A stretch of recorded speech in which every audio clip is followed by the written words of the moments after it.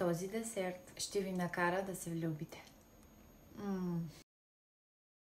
Рецептата е много лесна, а резултатът, както винаги, е превъзходен. За направата на тази торта от ябълки използвах 2 яйца, 150 грама кокосова захар и ако не сте я използвали, мога да кажа, че няма вкус на кокос, а е много приятна за сладкиш.